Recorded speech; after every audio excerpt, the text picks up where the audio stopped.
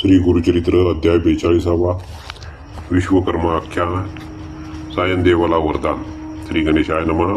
श्री गुरु सायनदेवाला त्वष्टापुत्राची कथा सांगत होते. ते पुढे म्हणाले, साधूने त्वष्टा कुमारास काशी क्षेत्रातील पंचक्रोशीत वसलेल्या देवतांचे व लिंगाचे कोणत्या क्रमाने दर्शन घेतले म्हणजे क्षेत्रप्रदक्षिणा पूर्ण होते ते नीट समजावून सांगितले. तो पुढे म्हणाला, अशा प्रकारे क्षेत्रप्रदक्षिणा करून पुन्हा विश्वनाथाच्या मंदिरात जावे. तेथे देवासन्मुख उभे राहून पुढील मंत्र म्हणावा.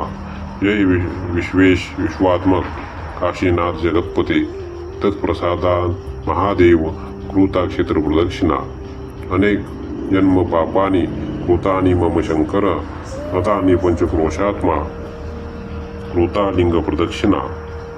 त्यानंतर मुक्तिमंडप, स्वर्गमंडप, ऐश्वर्य मंडप, ज्ञान मंडप, मोक्षलक्ष्मी विलास मंडप, आनंद मंडप आणि वैराग्य मंडपात जाऊन त्या मंडपांना वंदन करून यावे. साधूने त्वष्टा कुमारास नित्य यात्रेचा विधी सांगितला. साधू त्वष्टा कुमारास म्हणाला, बाळा, मी सांगितल्याप्रमाणे काशी यात्रा पूर्ण कर. नित्य गुरुदेवांचे स्मरण करीत राहा. भगवान शंकर तुझ्यावर प्रसन्न होतील. बोलणे पूर्ण होता साधू अदृश्य झाला. तेव्हा त्वष्टा कुमार स्वतःशीच विचार करू लागला. गुरु भक्तीने सकल अभिष्ट साध्य होते हे खरे आहे. गुरु प्रसादामुळे भेट झाली. त्यांच्या रूपाने स्वतः विश्वेश्वरच मार्गदर्शन करून गेले. त्याने साधूला कृतज्ञतेने नमस्कार केला. त्याने सांगितल्याप्रमाणे काशी क्षेत्राची यात्रा यथाक्रम पूर्ण केली.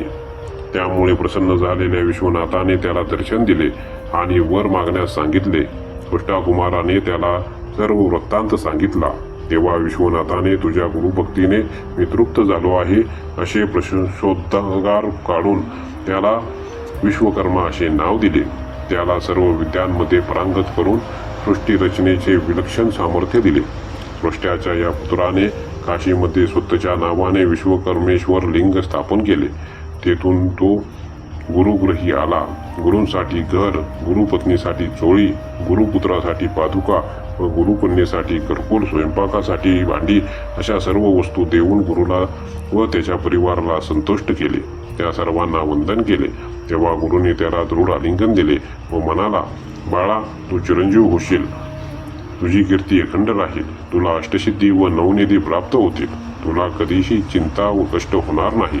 तू त्रैलोक्यात अद्भुत सृष्टीरचना करशील. श्री गुरुनी सायनदेवाला गुरुभक्तीचा महिमा सांगितला. हे विश्वकर्म्याचे आख्यान संपूर्ण होताच सूर्योदय झाला. सायनदेवाने श्रीगुरूंना भक्तिभावाने नमस्कार केला व म्हणाला, गुरुदेव, आपण काशी यात्रेत माझ्याबरोबर हिंडत आहात असे मला स्पष्ट जाणवत होते. हे स्वप्न होते की सत्य मला काहीच माहीत नाही. आपली लीला मला कशी कळणार? आपण खूप थोर आहात. हे ऐकून श्रीगुरूंनी मंद स्मित केले. त्याने तिथल्या तिथे श्रीगुरु वंदनात्मक संस्कृत कवच रचून श्रीगुरूंना ऐकवले आणि तुम्हीच काशी विश्वेश्वर आहात असे म्हणून त्यांना वारंवार साष्टांग प्रणिपात केला. तेव्हा श्रीगुरु म्हणाले, वत्सा, तू माझा निश्चिम भक्त आहेस म्हणून मी तुला काशी यात्रा घडवली. तुझ्या 21 पिढ्यांना या यात्रेचे फळ मिळेल. आता यवनांची चाकरी करू नकोस. कुटुंबासह गाणगापुरात येऊन राहा. यापुढे तू माझी सेवा कर. ते ऐकून सायनदेवाला परम धन्यता वाटली. मठात गेल्यावर श्रीगुरूंनी त्याला निरोप दिला. सायनदेव आनंदाने आपल्या गावी गेला. आपल्या पत्नीला व मुलांना गाणगापुरातील समग्र वृत्त सांगितले. भाद्रपद शुद्ध चतुर्दशीला तो परिवारासह श्रीगुरूंच्या दर्शनास आला. आपल्या 4 मुलांना श्रीगुरूंच्या चरणावर घातले.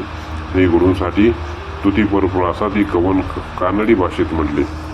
श्रीगुरूंनी त्या सर्वांचे क्षेमकुशल विचारले आणि सायनदेवाला म्हणाले, तुझा ज्येष्ठ पुत्र नागनाथ हा माझा परमभक्त होईल. हा आयुष्यमान होईल. त्याला यश, ऐश्वर, कीर्ती, संतती, संपत्ती या सर्व गोष्टी प्राप्त होतील. तुला आणखीन एक पत्नी असेल. तिला 4 पुत्र होतील. तेही सुखात नांदतील. तुझ्यासाठी यवनांची सेवा करायची नाही हीच मुख्य आज्ञा आहे. यवनाला नमस्कार जरी केलास तरी तुला मृत्यू येईल. आता संगमावर येऊन स्नान करू नये. श्रीगुरूंच्या आज्ञेनुसार सायनदेव परिवारासह संगमावर गेला. तेथे स्नान केले. अस्वस्थाची विधिपूर्वक पूजा करून ते सर्व मठात परतले. तेव्हा श्रीगुरू सर्वांना उद्देशून म्हणाले, आज भाद्रपद शुद्ध चतुर्थी दशी आहे. या दिवशी अनंताचे व्रत केल्याने लोकांचे कल्याण होते. पूर्वी कौंडिन्य ऋषींनी हे व्रत स्वतः आचरले होते. त्या व्रताचा विधी काय आहे, हे व्रत केल्यास काय पुण्यलाभ होतो, हे मी तुम्हाला सविस्तर सांगतो. ऐका. सिद्धमनाला नामधारका श्रीगुरूंनी उपस्थित विप्रवर्गाला अनंत व्रताची जी माहिती सांगितली ती त्यांच्या शब्दात सांगतो.